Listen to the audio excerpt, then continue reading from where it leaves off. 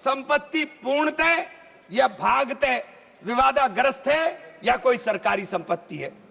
माननीय सभापति महोदय, 2005-6 में विभिन्न राज्य के बोर्डों द्वारा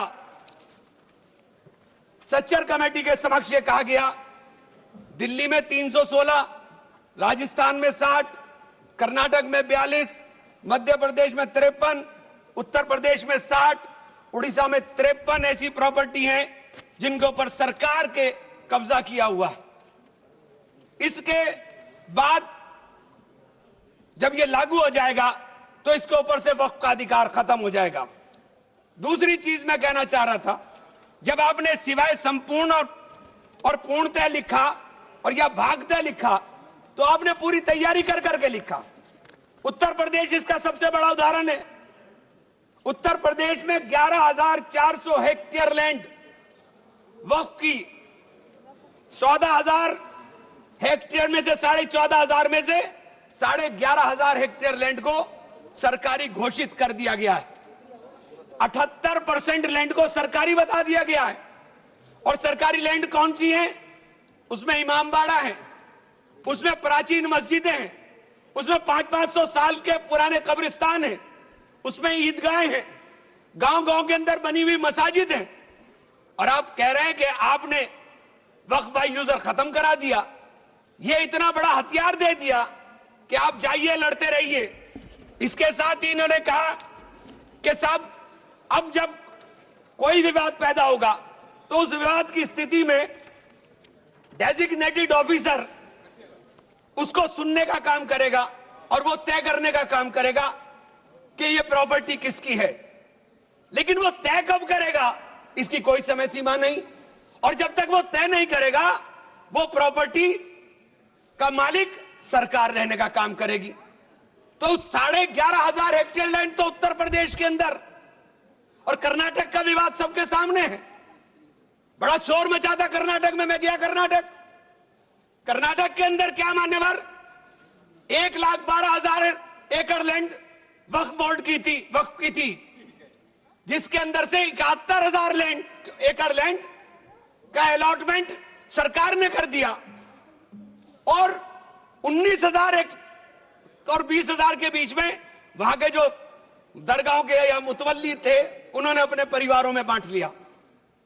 तो ये जो हंगामा बचा, 1999 में एक आदेश आ गया, वक्फ ऑलवेज वक्फ, तो ये पुराना आदेश नल एंड वाइड हो गया। सरकारें भाजपा की भी रही, कांग्रेस की भी रही, दोनों सरकारों ने नोटिस इश्यू किए। मैं उन नोटिस की कॉपी भी लेकर आया था। दोनों सरकारों ने नोटिस इश्यू किए, लेकिन जेपीसी ने हंगामा उतरा तो सब, हमारे चेयरमैन साहब भी हवाई जहाज लेकर के गए, लेकिन खोदा पहाड़ निकली चुईया, वहां कुछ मिला ही नहीं, वहां कुछ नहीं मिला। इसी तरह से कहना चाहता हूं कि ये जो विवाद वाली स्थिति में आपने डेजिग्नेटेड ऑफिसर का प्रावधान किया, लेकिन उसके सामने ये नहीं लिखा कि ये कब तक तय करेगा।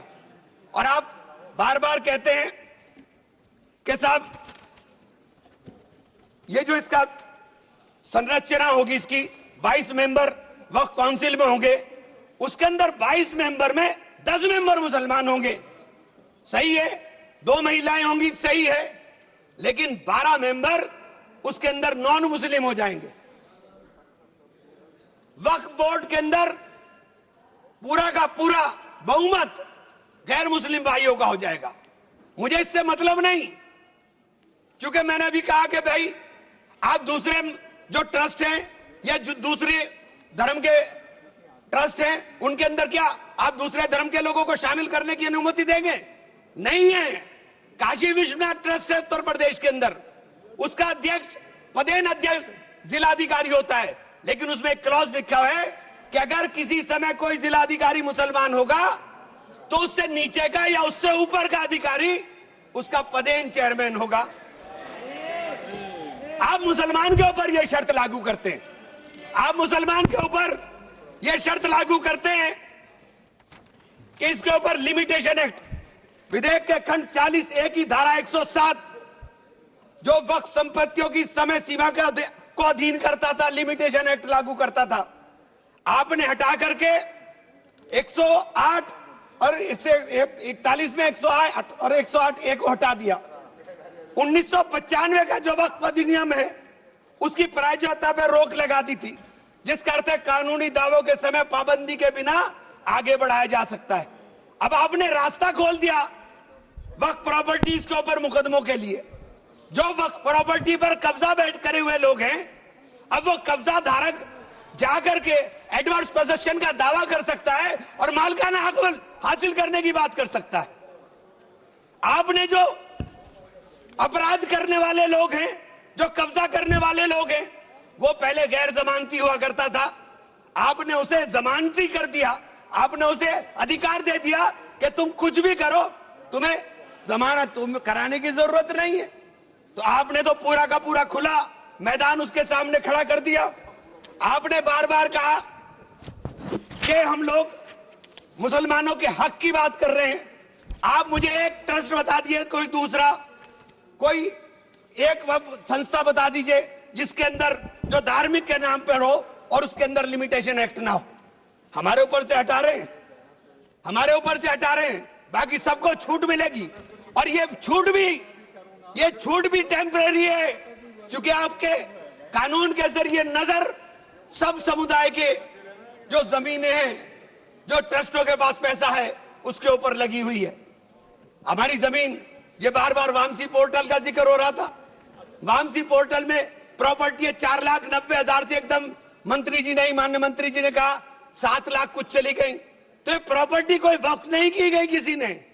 ये जो वामसी पोर्टल के ऊपर दर्ज हुई संपत्ति, कब्रिस्तान के अंदर वसूगा, एक प्रॉपर्टी वसूगा, एक प्रॉपर्टी मस्जिद, एक प्रॉपर्टी में कब्र, एक ही प्रॉपर्टी की 3-3, 4-4 बना दी।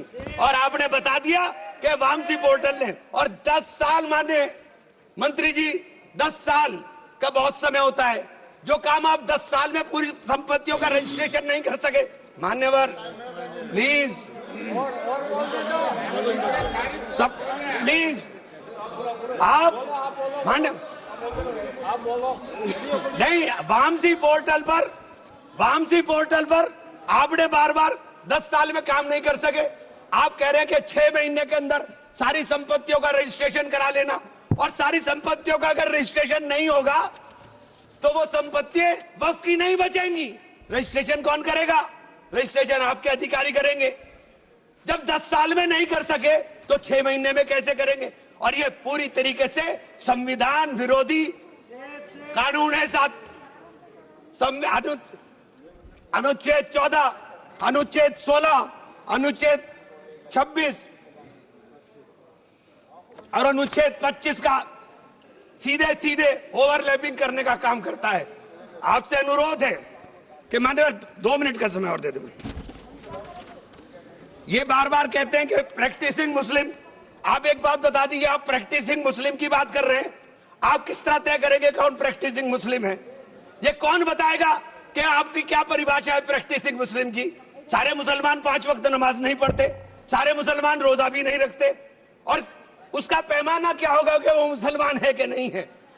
तो ये आपने रास्ते इस तरह खोल करके ये सीधे सीधे जो संविधान के अंदर हमारी धारा 14 में अधिकार है, उसके ऊपर आपने अतिक्रमण करने का काम कर दिया।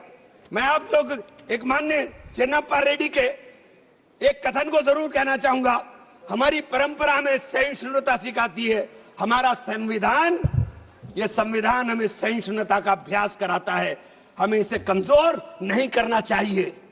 यही संरक्षण दे रहा है हमें। यह बाबा साहब के सपनों का संविधान है कि उन्होंने देश के अंदर रहने वाले प्रत्येक नागरिक को, जो गरीब से गरीब नागरिक है, उसको वो अधिकार दिया जो सामने बैठे हुए हमारे प्रधानमंत्री को होगा। वो ये अधिकार बाहर सड़क पर बैठे हुए एक मजदूर को होने का काम होगा। ये बाबा साहब का संविधान है। मान्यवर, इसे कमजोर करने का काम मैं आप हाथ जोड़कर विनती करता हूं। अभी हमें सौगाते मोदी मिली, 1 सेकंड, हमें सौगाते मोदी मिली। हमें सौगाते मोदी में ईद की सवैयां नहीं चाहिए, हमें सौगाते मोदी में शिक्षा दे दीजिए, हमें सौगाते मोदी में रोजगार दे दीजिए, हमें सौगाते मोदी के अंदर मोहब्बत दे दीजिए। ये जो गोलियां छातियों पर लगती है, ये मारना बंद करा दीजिए। हमें सौगाते मोदी में ये कानून देने का काम कर लीजिए। बहुत बहुत धन्यवाद। मान्यवर, धन्यवाद। माननीय सदस्य श्री अनुराग ठाकुर जी।